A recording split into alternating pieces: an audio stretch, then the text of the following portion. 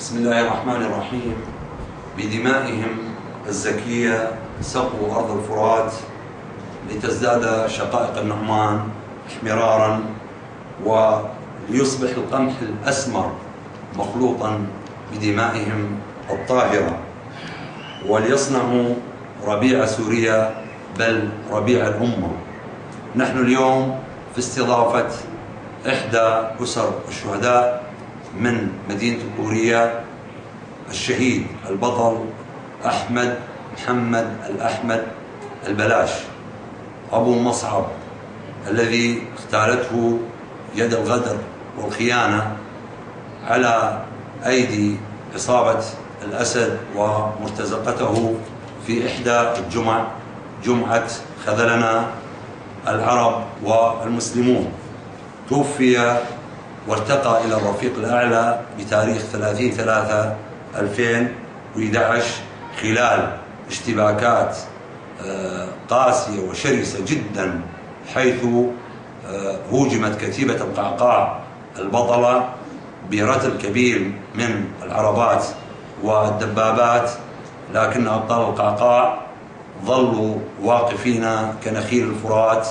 وهذا الرجل أبو مصعب البطل كان يخرج في المظاهرات السلمية في البداية، وكان رجل محب لوطنه سوريا، لكن عندما ناداه الواجب انضم إلى أخوانه في الجيش الحر في كتيبة القعقاع، وعندما استشهد كان يحمل قاذفه ولم يتراجع قيد أنملة. اليوم طبعا هذا الرجل متزوج وله طفلان،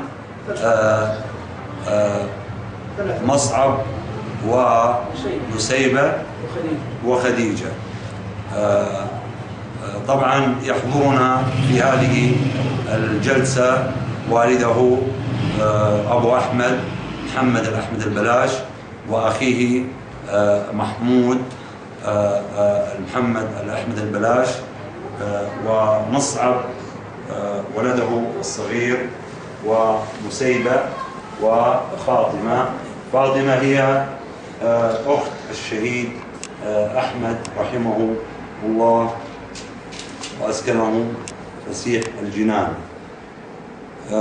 نلتقي الآن بوالد الشهيد أحمد، وليوجه رسالة من هذا المنبر الإعلامي إلى العالم الإسلامي، فليتفضل مشكورا. الحمد لله والصلاة والسلام على رسول الله صلى الله عليه وسلم.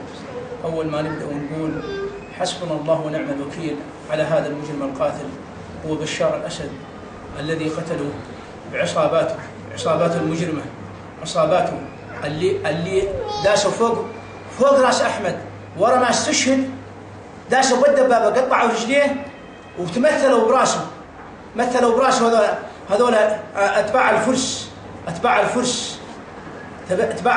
بشار الأسد هذا مواليد الفرس، هذا مو عربي. لو عربي ما يمثل أجسام الناس، أجسام الأبطال. الزمن قيتل يقول يقلب، يدور الزمن يا والله إن شاء الله لا تعاقبك الأمة، لا يعاقبك الشعب السوري ولا بشار الأسد، الله يعاقبك إن شاء الله أنت وجلاوزتك، عصاباتك إن شاء الله. الله يجي يوم لا تستنقذ الأمة منك ومن إجرامك ومن عصاباتك. هذا ما يسمى بالجيش السوري، وهو مو جيش سوري، هذا مو جيش سوري. قاتل الأطفال، امتلك الأعراض، دمر دين الناس، حرفوا الناس عن دينها، حرفوا الملة. حسبنا الله ونعم الوكيل عليه، على كل مجرم منه ومن جلاوزته،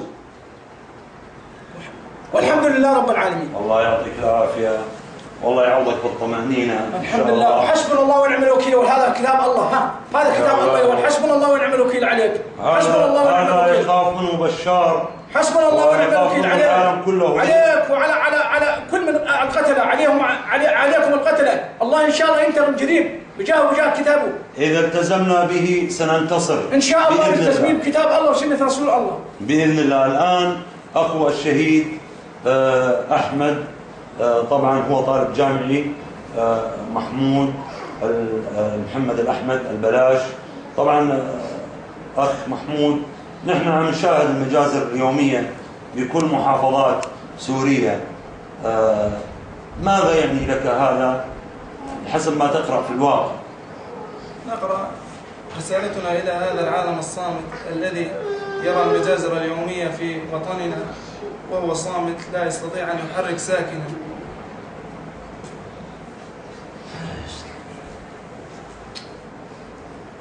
ماذا نقول لهذا العالم الذي يرى الأطفال والنساء؟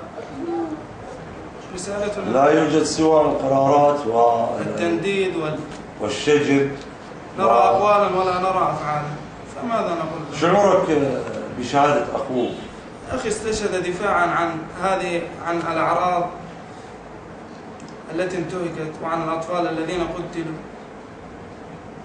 استشهد، ذهب إلى ربه ونحن على طريقه سائرون، الصغير والكبير، ماضون حتى النصر والشهادة إن شاء الله. الله يعطيك العافية والله يقويك ويحفظك.